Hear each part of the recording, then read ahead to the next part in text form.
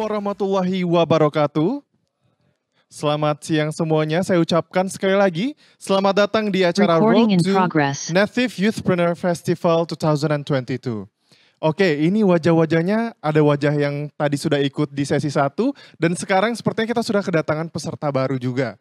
Saya ucapkan kembali lagi juga selamat datang kepada seluruh peserta yang sudah tergabung bersama kami melalui online. Kami ucapkan selamat datang sekali lagi.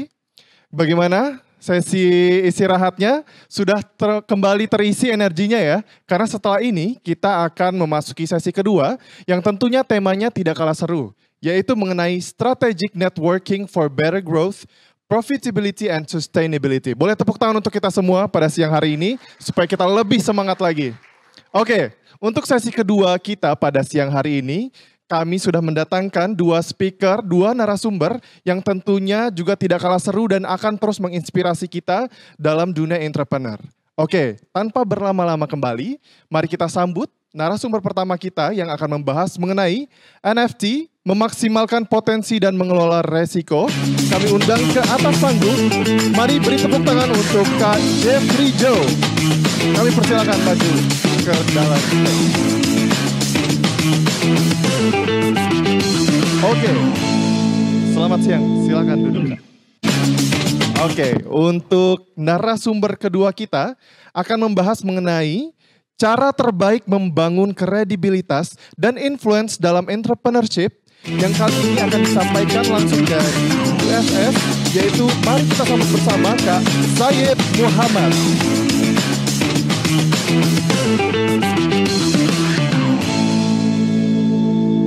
Selamat siang di panggung. Oke, untuk sesi kedua kita pada siang hari ini akan dipandu langsung oleh dua moderator kita. Yang pertama, mari kita undang ke atas panggung kepada Ketua HIPMI Perguruan Tinggi, Kak Gerald Sam. Kami undang ke atas panggung. Dan juga satu lagi moderator kita dari Abang None Jakarta 2019. Saya undang turut ke atas panggung None Latanya.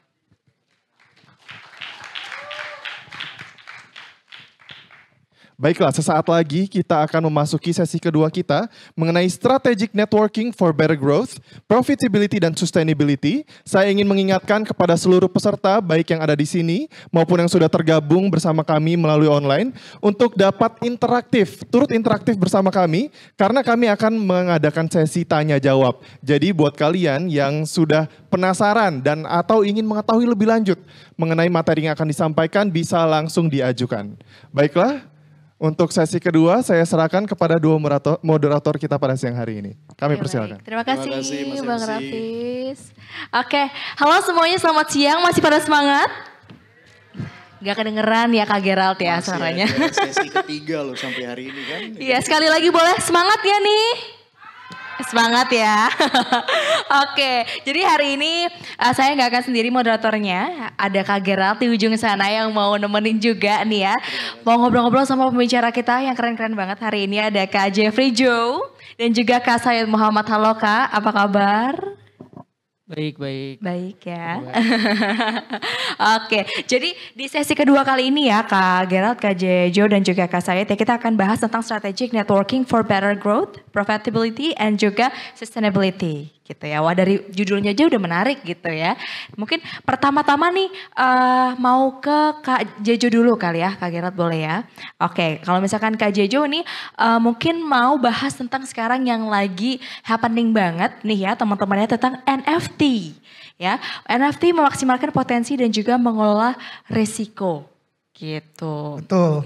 Nah, boleh diceritain dikit gak sih Kak, kenapa sih sekarang NFT kok lagi naik banget gitu kan? Mungkin gara-gara kemarin yang salah satu teman kita juga ya yang memang dia Gozali yang salah satunya itu memang bikin jadi NFT jadi naik daun gitu kan. Di Indonesia. Di Indonesia, betul. Itu gimana Kak? Boleh mungkin pendahuluannya dulu nih sebelum Kak Jejo nanti present tentang NFT ini sendiri gitu. Kemarin udah ngeliat yang balon gede raksasa di Jakarta Utara belum? Aku lihat. Itu adalah.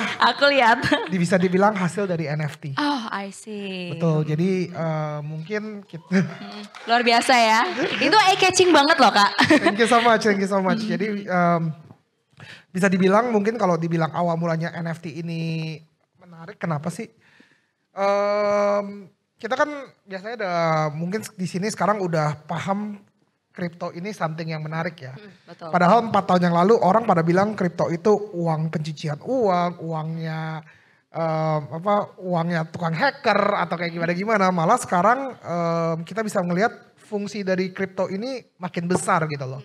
Karena sebenarnya kan kripto itu kan adalah koin dari network, di mana semakin banyak penggunanya, semakin banyak pemakai, semakin ya utilisasinya jelas sebagai alat transaksi pembayaran antar komoditas gitu loh. Dan kebetulan NFT ini adalah digital asset. Mungkin aku coba tanya dulu NFT ya. Buat di sini kalian ada siapa yang udah paham tentang NFT? Angkat tangannya. Gak paham nih kayaknya. Ya udah deh aku coba ceritain dulu ya. Aku coba tanya sama kamu. Ini misalnya. Kalau kamu ke Prancis, kamu ngelihat lukisannya Mona Lisa. Lukisan Mona Lisa tahu kan yang mainnya di Museum Prancis. Coba kamu kasih tahu aku, tahu dari mana itu asli atau palsu? Ada yang bisa jawab gak? Ini ada yang bisa jawab? Tahu dari mana kalau kalian ke Museum Prancis, lukisan Mona Lisa itu asli atau palsu? Ada yang bisa jawab? Volunteer mungkin? Mana nih katanya tadi semangat ya Kak Gerald ya. Atau gak ada yang tahu gak? Coba aku tanya. Kalau gak dari kamu deh Anya. Menurut kamu mengapa lukisan Mona Lisa di Museum Prancis ini bisa dibilang asli? Coba aku tanya kamu. Dari visualnya mungkin ya kayak. Ciri khas autentik mungkin. Apa gara-gara dia di Museum Prancis jadi dibilang asli? Iya bisa jadi. Tapi kalau kenyataannya kalau yang asli disimpan di gudang, di brankas, di mana hingga gak ada yang tahu. Kan? Jadi betul. tidak ada yang bisa membuktikan bahwa karya itu asli atau enggak. Kalau berdasarkan ya kalau orang yang gak experience apa-apa kita semua gak ada yang tahu termasuk saya sendiri. Tapi di dunia NFT ini karena semuanya terkoneksi dalam sistem blockchain atau smart chain, smart contract. Di mana kita itu bisa melihat siapa originalnya dari penciptanya tersebut. Jadi kalau sebenarnya kalau kalian, aku sih pengennya terkoneksi internet ya. Kalau ini ada yang main komputernya gak deh? Kalau ke OpenSea, pencet Karafuru coba bisa gak tuh Google? Kalau bisa gak sih internetnya? Atau gak bisa? Dari HP bisa mungkin? Gak enak lah. Ya dari HP bisa sih kalau kalian itu. Cuman kalau kalian ke OpenSea, which is marketplace dari NFT tersebut, kalian buka Karafuru, di situ ada tulisannya centang. Jadi itu dan kalau kamu pencet itu terhubung sama profilnya aku. Jadi kita bisa tahu, misalnya pun yang bikin Mona Lisa siapa? Leonardo da Vinci. Kalau Leonardo da Vinci lahir umurnya sekitar 30-an, 20-an, Gen Z lah istilahnya. Mungkin dia bakal bikinnya di OpenSea. Karena kenapa? Karena kalau pertama ke verifikasi pembuatannya dia itu kelihatan. Kedua, sekarang aku tanya, kita anggap lagi ke Museum Prancis tadi dan Bu Anya beli, Bu Anya duitnya banyak, beli deh 100 miliar. Yaitu kamu juga, wah kalau dia bisa beli 100 miliar, kamu beli 200 miliar. Bu Anya dapat profitnya berapa? 100 miliar. Leonardo da Vinci-nya dapat gak tapi? Nggak bakal dapet. Nah ini udah kebuka OpenSea nih, coba kita ngeliat Karafuru, coba ngetek search, ini enak banget nih. Internetnya nih harusnya lebih cepat nih. Langsung buka aja di search di atas, betul di atas ada terus aja explore. Di explore di atas, iya ada tulisan Karafuru, kalau nggak ada search barnya sih harusnya. Ada search barnya nggak? Jadi nggak enak nih, maaf ya. Jadi cuman tuh ada search di atas, di tengah-tengah. Search item terus aja Karafuru. Di atas ya Karafuru, nanti ada tulis centangnya. Karafuru, tuh centang kelihatan. Ya itu udah jelas kan. Jadi tepuk tangan dong, verified punya ini Karafuru. Udah ke verified juga dan kita berhasil menjadi nomor 1 di bulan Februari di seluruh dunia. Tepuk tangannya dong teman-teman, luar biasa ya Karafuru. Sampai sekarang kita nomor 35 all time high di OpenSea. Jadi bisa bayangin kita sebagai produk Indonesia, kita benar kelihatan ini ranking nomor 35 loh di seluruh dunia gitu. Dan maksudnya di sini kita nggak bisa semuanya dalam smart chain dan blockchain itu transparasinya kelihatan. Yang beli siapa, volume perdagangannya siapa, yang jual siapa, berapa lama yang baru kebeli, kita bisa ngelihat habis ini dari sini. Nanti oh ini ya ada Avarik Saga. Itu yang kanan bawah juga saya yang buat. Jadi ya mungkin aku mungkin aku sebagai kreator diakuin kali ya di OpenSea. Cuman ini maaf ya internetnya lama, jadi saya nggak jago ngajar, cuman saya lebih baik ngajar secara teori praktek langsung, jadi kita bisa lihat. Nah kelihatan nih, tuh Karafuru ya. Itemnya ada 5.600, pemiliknya ada 3.700. Harga sekarang 1,9 Ethereum. Sekarang 1 Ethereum harganya berapa? 49 juta atau kita genapin 50 juta ya. Berarti satu gambar saya sekarang paling murahnya itu 100 juta. Satu gambar yang dijual itu adalah 100 juta. Dan yang sudah diperdagangkan volumenya, transaksinya itu 37 ribu. 38 ribu kalau kita genapin. Bisa dibayangin gak sih 38 ribu itu kalau diperdagangkan berapa banyak yang sudah terjual? Kurang lebih dengan harga Ethereum sekarang yang sudah diperdagangkan 1,9 triliun. Itu sudah dijual dan diperdagangkan. Luar biasa. Dan saya di sini bukan mau membanggakan saya sebagai creator, tapi saya cuma mau kasih tahu saya orang Indonesia. Saya bisa loh dan kepengen kalian semua yang lagi nontonin saya walaupun di online, di offline, bahwa kalian bisa berkreasi kayak saya untuk bisa membuat hal seperti ini. Itu aja. Oke, luar biasa ya. Dan jelas kelihatan tuh ada buktinya, volumenya. Ini kan ini nggak bisa dibohongin gitu loh. Oh saya udah laku nih transaksinya 500 M. Ya ini udah ada penjual pembeliannya. Kalau boleh ke bawah sedikit bisa kelihatan nih, ini yang paling mahal tuh. Nah itu. Nah ini kalau kalian lihat gambar ini sudah laku. Sebelumnya terjual sebanyak 100 Ethereum. 100 Ethereum berarti gambar ini dulunya laku 5M. Gitu. Itu adalah harga paling termahalnya gambar saya. Iya. Luar biasa loh ya. Nah, mungkin itu aja dari kalau misalkan itu tadi ngobrolin tentang NFT gitu ya. Mungkin teman-teman di sini tadi Kak Jejo tanya udah ada yang istilahnya mengerti belum tentang NFT gitu ya. Karena kalau misalkan sekarang nih aku pengen tanya, kenapa mungkin NFT baru sekarang hype di Indonesia, Kak? Kak Jejo melihatnya gimana nih? Karena ya gak usah jauh-jauh, saya juga baru main tahun lalu. Saya baru belajar invest tahun lalu, jadi kesempatan opportunities untuk belajar itu terbuka banget. Saya gak pernah ngajarin kalian untuk ikut ya investasi. Wah jadi afiliator dong saya. Tapi saya mau kalian nge-create. Karena kalau create bisa dibilang tidak ada modal. Kalian tidak perlu masukin uang, tidak apa. Kalian bisa menggambar, kalian bisa melakukan apa yang kalian suka dan taruh di OpenSea. OpenSea bisa dibilang Tokopedia-nya gitu loh. Dan itu hanya dikenakan biaya ketika kalian mengupload gambarnya tersebut. Jadi tidak ada waktu kita bikin ini ya modalnya modal keringat, tenaga. Nggak ada yang beli, nggak ada yang jual gitu loh. Maksudnya benar-benar semuanya bisa untuk menjadi kreator seperti saya. I see. Jadi kita intinya adalah bisa melihat potensi gitu ya. Potensi, yang sedang betul. tren sekarang. Nah aku pertanyaannya mungkin ini juga pertanyaan teman-teman semuanya ya. Bagaimana Kak Jejo melihat potensi yang ada di masyarakat sekarang gitu ya. Untuk bisa dijadikan istilahnya profit tadi gitu kan. Yang bisa dijadikan hal yang bermanfaat tadi gitu Kak. Bisa dibilang ngikutin perkembangan zaman ya. Kita dibilang terima kasih banget buat udah diselenggarakan acara ini. Saya juga part of USS. Which is kita ini harus mengejar tren. Kita ini adalah hype maker juga. Kita istilahnya tren ini sudah ada di luar negeri. Dan USS mungkin berhasil meng-capture tren tersebut. Dan diimplikasikan ke Indonesia gitu loh. Dan siapa tahu Gozali adalah hasil dari USS. Tidak ada yang tahu kan. Gak ada yang tahu ya. Betul. Menarik sih. Kalau mungkin tadi ngobrolin tentang NFT dan bahwasanya kan NFT ini kan suatu future ya. Yang mana generasi Z sekarang itu kan ke depan mau gak mau juga harus bisa adaptasi kan. Betul. Cuman kalau jujur yang gue lebih kepo nih Bang. Dulu bisa gak ceritain kenapa pertama kali memilih. Karena kan sekarang kan kalau kita boleh memilih ya. Ada bisnis real, ada juga bisnis yang mungkin sekarang di era digital ke kripto, ke NFT dan lain-lain. Dulu sejarahnya abang gitu.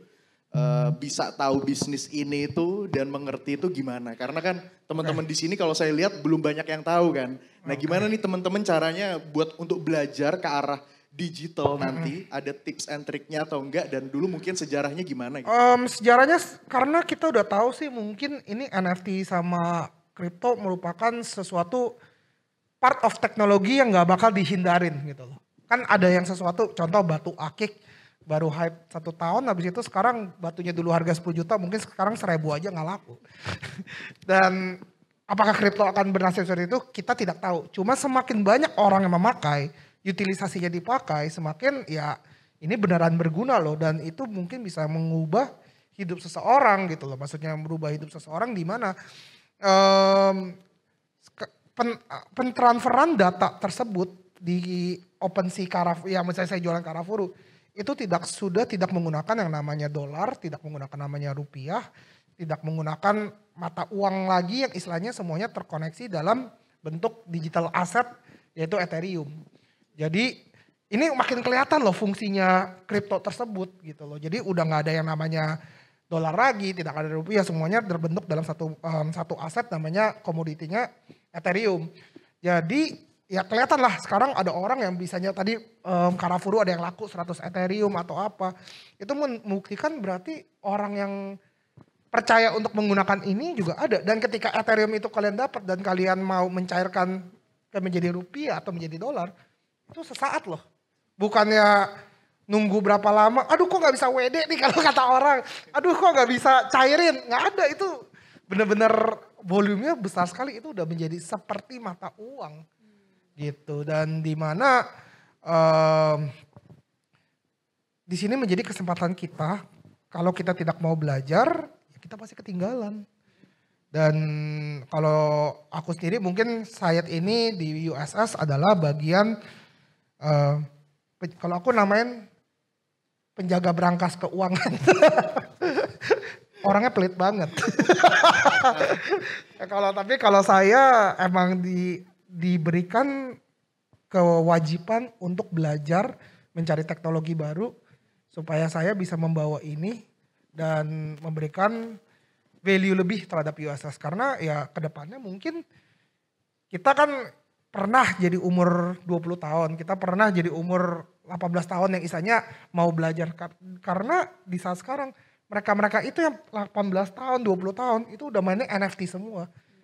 Dan kalau kita nggak ngikutin, kita belajar, itu 10 tahun lagi, 10 tahun berarti saya mungkin kalau 10 tahun lagi saya umur 40, itu kita ketinggalan loh sama mereka-mereka itu yang bakal menggunakan kripto dan NFT menjadi teknologi mereka sehari-hari gitu. Jadi kita ya intinya kenapa bilang saya mau mencoba masuk ke sini karena saya mau belajar sih.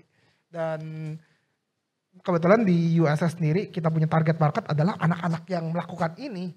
Dan kalau kita tidak bisa mengayomi dan kita tidak bisa belajar juga, ya pasti kita ketinggalan. Jadi intinya kuncinya adalah mau belajar tadi ya. Mau belajar dan mau menerima bahwa teknologi ini udah terbuka. I see, oke. Menarik. Nah kalau misalkan ngomongin tadi harus mau belajar gitu ya Kak. Dan juga pastinya kalau misalkan istilahnya kita mau belajar sesuatu terus juga masuk ke sesuatu yang baru itu pasti ada resiko yang mungkin bisa kita tanggung gitu untuk di depannya. Nah kalau misalkan kayak Jojo sendiri, menurut kayak Jojo gimana caranya kita bisa istilahnya manage resiko tersebut, istilahnya kayak nerawang resiko apa sih yang bisa kita istilahnya mungkin di depan nanti kita hadapi gitu, tapi kita harus bisa melewatinya gitu. Itu gimana Kak Jojo? Di sini saya balik lagi, saya memberikan contoh Anda sebagai kreator itu pembuat. Saya nggak pernah ajarin kalian untuk melakukan trading seperti yang lain-lain. Misalnya ada orang trading aja beli jual karena itu namanya afiliator. Kalau saya sebagai kreator, dimana kalau sebagai kreator itu resiko kalian satu, tangannya pegel, gambar melulu. Jadi ya resiko kalau selama resiko kalian itu adalah keringat sama tenaga, saya rasa itu the minimal effort yang kalian bisa kehilangan. Kalian kehilangan waktu, kalian kehilangan tenaga, tapi kalian tidak akan kehilangan materi. Betul. Dan menurut aku itu udah mau apa lagi sih gitu loh. Bener gak sih? Betul. Kalau misalkan content creator gitu kan ya, mikir gimana idenya, nanti besok posting apa, editorial plan gitu kan ya. Pasti teman-teman di sini ada nih salah satu yang content creator juga ngerasain gitu kan ya. Ya kayak Jojo, dan pastinya itu tadi ya harus bisa memanage bagaimana resiko, terus juga tadi mau belajar itu penting banget ya. Kayak mau Jojo. belajar buat zaman sekarang gitu, informasi banyak di mana-mana. Kalian bisa nonton YouTube, kalian bisa nonton TikTok, search aja cara membuat NFT. NFT itu apa, cari sebanyak-banyaknya. Jangan pernah dibandingin kita-kita yang istilahnya kesempatan kita dibandingin 20 tahun lalu, 10 tahun lalu, di mana orang tua saya aja atau orang tua kalian tidak ada Google, kita apa-apa tinggal YouTube. Jadi jangan sampai kita kalah sama yang orang-orang generasi yang selanjutnya yang istilahnya asetnya juga sama, YouTube sama Google. Betul. Kalau zaman dulu mesti buka Yellow Page. Makanya orang tua saya juga selalu bilang, kalian kita semua yang di sini adalah generasi yang sudah diberkatin karena kita punya apa-apa tinggal Google, kamera, semua udah ada di satu handphone kita. Betul. Dan kalau kita nggak mau belajar dengan tools yang udah ada, ya berarti kita yang salah karena kita nggak mau belajar. Itu aja. Betul. Menarik. Jadi kuncinya harus belajar ya, karena Betul. sedikit punya cerita juga Bang. Saya waktu itu kunjungan HIPMI ke Solo kan. Itu ada anggota-anggota HIPMI, bapak-bapak itu semuanya. Anaknya itu udah jualan NFT. Dia buka di OpenSea padahal baru kelas 1 SMP. Terus konsultasi ke teman-teman HIPMI PT, gimana sih OpenSea? Nah saya juga termasuk orang yang telat belajar, makanya saya mau belajar juga ini. Karena kelas 1 SMP itu sudah buka OpenSea gitu, makanya luar biasa ya. Sekarang memang generasi sekarang perkembangannya memang cepet banget gitu ya. Bisa belajar hal-hal baru gitu. 1 SMP udah belajar NFT gitu kan ya kayak. Makanya kita harus bisa memanfaatkan tadi ya. Teknologi manfaatnya banyak sekali. Tinggal bagaimana kita bisa istilahnya ngambil benefit atau manfaat dari teknologi yang sudah ada sekarang. Bener Anya. Oke. Mungkin itu tadi dari Kak Jojo, dari Kak Gerald ada lagi mungkin dari Kak Jojo? Mungkin lanjut ke narasumber selanjutnya ya, biar nanti interaktif juga. Oke, buat teman-teman nanti mungkin di studio dan juga di Zoom ya, nanti apabila ada yang ingin bertanya ke Kak Jojo, nanti di akhir sesi kita akan buka sesi interaktif ya, Q&A, nanti dipersilahkan untuk bisa bertanya langsung ke Kak Jojo gitu, oke.